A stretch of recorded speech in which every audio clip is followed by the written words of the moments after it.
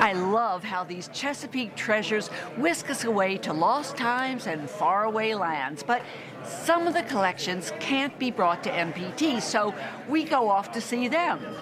Follow us now on the yellow brick road to the most magic land of all, Oz, right here in Maryland. Toto, I have a feeling we're not in Kansas anymore.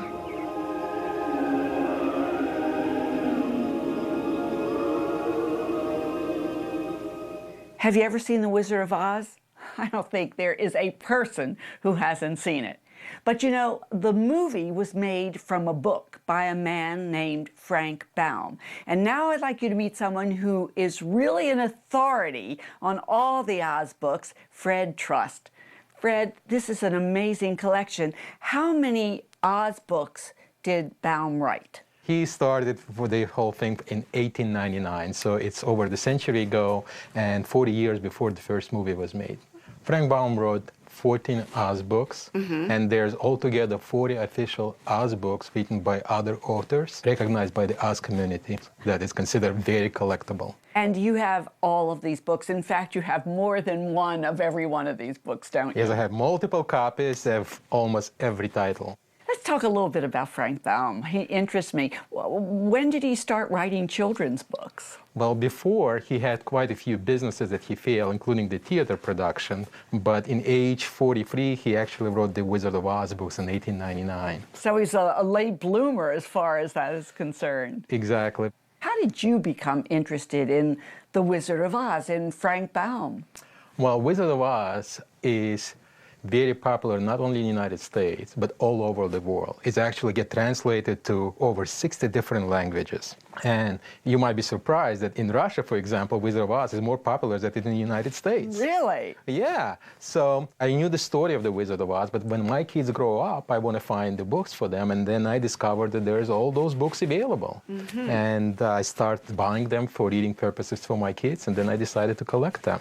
Okay. Let's talk about collecting them. I mean, you have all these books, and there's some folks out there who probably have some Wizard of Oz books. How can you tell if it's valuable?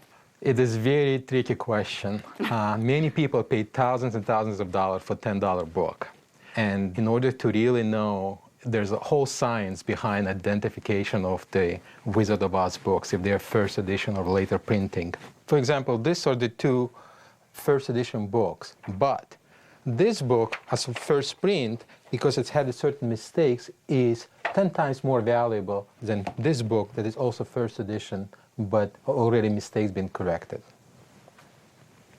The same book that might be in poor condition might cost a couple $100, can go up to $100,000 if it's in great condition and signed by the author.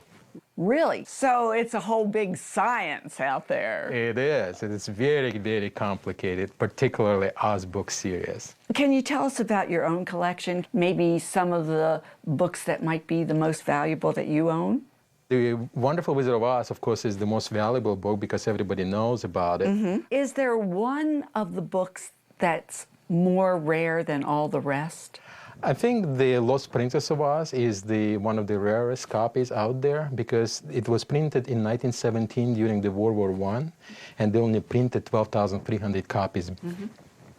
Besides Wizard of Oz books, there's other pieces of memorabilia that people collect. For example, games. My favorite one is Wogglebug game from 1906. There's only 6 of them in the world exist. There's memorabilia related to the Broadway musical from 1902.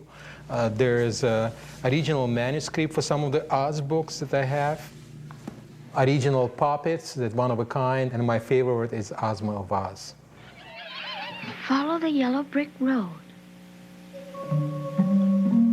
Follow the yellow brick road. And I love the memorabilia you've collected that has to do with the movie, particularly the replica of the red shoes. You're off to see the wizard, the wonderful Wizard of Oz. You'll find he is a wizard of Wiz, if ever a wiz there was. Your passion for the Oz books has never waned. You still are as involved as ever as a collector? Oh yes, because the aspects to find those books that it's very rare And they only publish few thousands of those books. To find them, it's like a treasure. And I love to show my collection to everyone. And I hope this gives people appreciation of L. Frank Baum, who started this All Oz book series.